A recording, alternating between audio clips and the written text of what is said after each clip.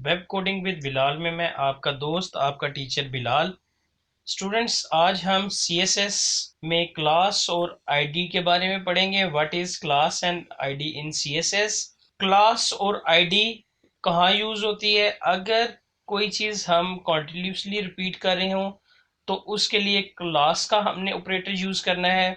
और अगर कोई चीज़ हम मखसूस यूज़ कर रहे हो यानी कि थोड़ी यूज़ कर रहे हो या यूनिक आईडी हो किसी की, तो उसके लिए हम आईडी यूज करते हैं। आप CSS में कुछ भी यूज कर सकते हैं, क्लास भी यूज कर सकते हैं, आईडी भी यूज कर सकते हैं। लेकिन इन फ्यूचर CSS से एक आगे भी लैंग्वेज होती है, वो प्रोग्रामिंग टाइप की लैंग्वेज होती है। मैं at the end of CSS आपको बता दूंगा वो कौन सी लैंग्वेज होती है।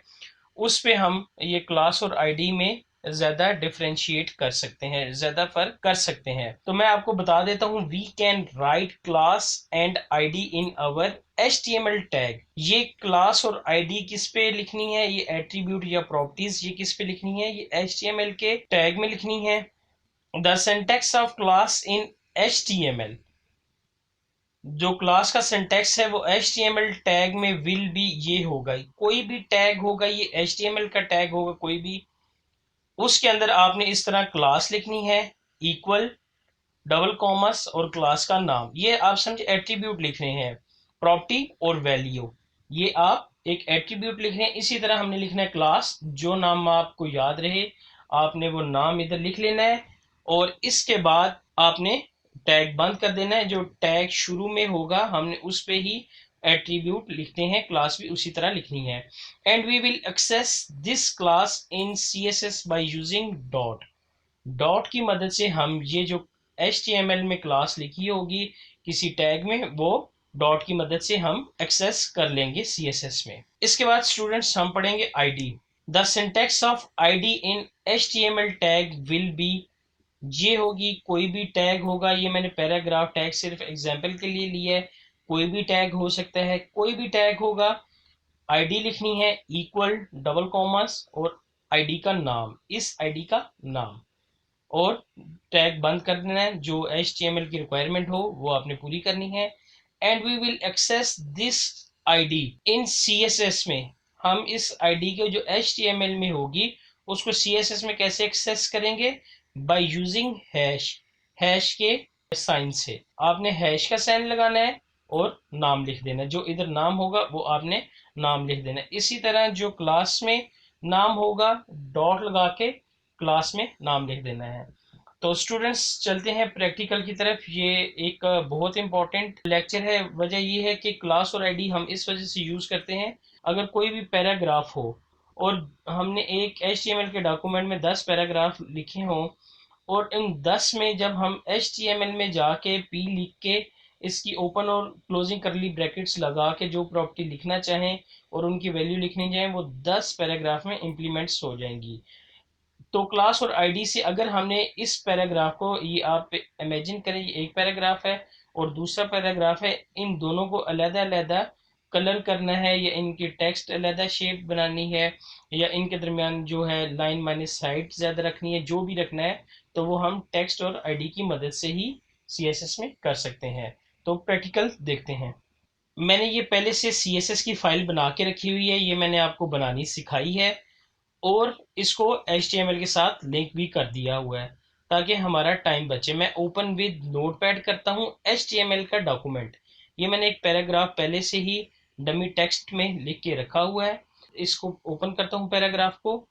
अब इसको दो पैराग्राफ लेने हैं ताकि हम जो है आईडी और क्लास दोनों सीख सकें।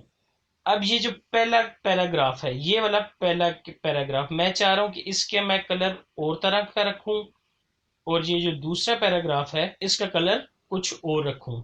इसके लिए मैं पैराग्राफ के अंदर आता हूं, क्लास लिखता हूं, इक्वल, डबल कॉमर्स। आप जो नाम भी रखना चाहें रख लें। मैं बस अपनी याद दहानी के लिए P क्लास लिख रहा हूं, यानी कि पैराग्राफ की क्लास हो गई। और इसी तरह ये जो पहला पैराग्राफ है इस पे अब वो P, ये भी पैराग्राफ का टैग है और ये भी पैराग्राफ का टैग है। लेकिन जब CSS में हम पैराग्राफ नहीं लिखेंगे, हम इसको एक्सेस करेंगे डॉट ऑपरेटर से और उसका नाम लिख देंगे। इसी तरह जो दूसरा पैराग्राफ होगा इस पे हमने क्या करना है, आईडी लिखनी है इक्वल, इसका मैं नाम लिख देता हूँ पी आई डी, ये मैंने खुद से नाम रखा है। अब हमारा जो काम है ख़त्म हो गया। जो काम करना है हमने सी एस एस में करना है। ये मैं आपको बता देता हूँ, ये जो पहला पैराग्राफ है, पहला पैराग्राफ इसकी हमने लिखा है क्लास। ये जो पहला पैराग्राफ है ये वाला, इसका नाम हमने क्या रखा है, पी क्लास रखा है। तो हम इधर क्या लिखेंगे, क्लास किससे एक्सेस करनी है, एच टी एम एल की क्लास सी एस एस में कैसे एक्सेस करनी है, डॉट ऑपरेटर से।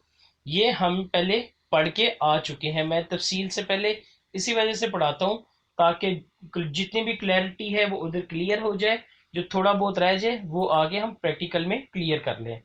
तो ये दो दो दफ़ा का बताने का इसी वजह से मकसद होता है कि आप अच्छी तरह ज़हनशीन कर लें।